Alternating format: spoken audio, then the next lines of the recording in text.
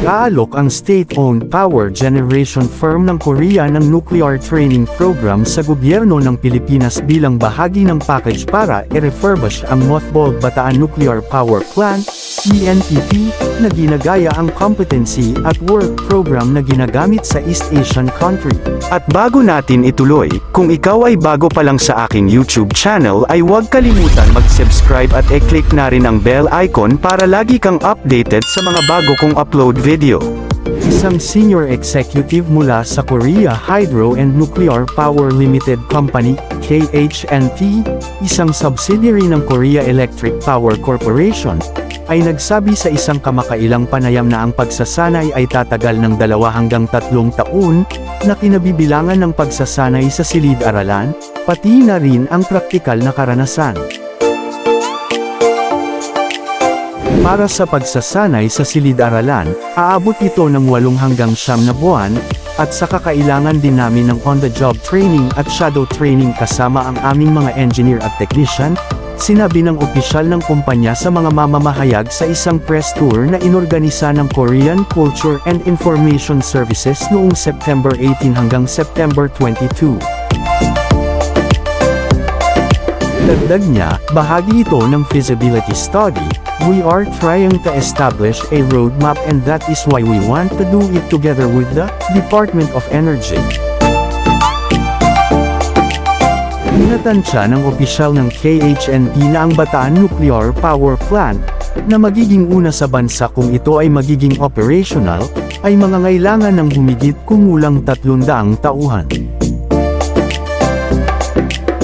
Nauna nang nagsagawa ang KHNP ng pre-feasibility study ng mahigit 5 dekada na planta noong 2008 at 2017, ngunit ang aktwal na rehabilitasyon ng 357 ektaryang pasilidad ay hindi naisulong. Bukod sa South Korea, ang Pilipinas ay kasalukuyang tumitingin sa mga posibleng nuclear deal sa ibang mga bansa tulad ng France at China, upang matugunan ang lumalaking pangangailangan ng power ng bansa. Samantala, sinabi ng isang kongresista na isang commercially operational power plant pagsapit ng 2032 ay maaaring makamit sa pamamagitan ng Bataan Nuclear Power Plant, ENPP, revival. Gaya ng nabanggit sa Philippine Nuclear Energy Roadmap, layunin ng bansa na isama ang mga nuclear power plant sa power mix sa pamamagitan ng pagpapakilala ng hindi bababa sa 1,200 megawatts at unti-unting tumataas sa 4,800 megawatts pagsapit ng 2050. Sinabi ni Marcos Juan Bruno O. Cojuangco Pangasinan 2nd District Representatives, Chairman ng House Committee on Nuclear Energy na ang layuning ito ay hindi makakamit maliban kung ang gobyerno ay nagsusumikap na isagawa ang BNPP. Aniya na hindi pa nila natukoy ang uri ng nuclear plant na gusto nilang bilhin, kung sasabihin nila sa akin na sila ang magpapatakbo ng Bataan Nuclear Plant sa 2032, maniniwala ako sa kanila dahil ito ay 100% na kumpleto, dagdag niya. Ang muling pagbubukas ng 1986 mothballed power plant ay aabutin ng 4 hanggang 5 taon para makomisyon.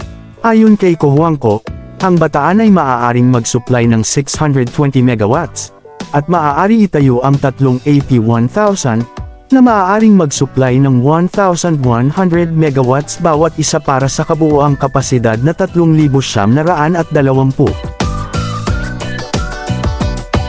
Mula nang isara ang BNPP, sinubukan ng gobyerno ang iba't ibang mapagkukunan ng energy, tulad ng wind, solar, at geothermal. Itinuro niya na ang mga teknolohiyang ito ay nabigo na magbigay ng sapat na power para sa bansa sa nakalipas na 38 taon. Aniya pa na, kailangan nilang dagdagan ang kanilang ambisyon para sa nuclear power, na isang malinis ngunit maaasahang mapagkukunan na mura.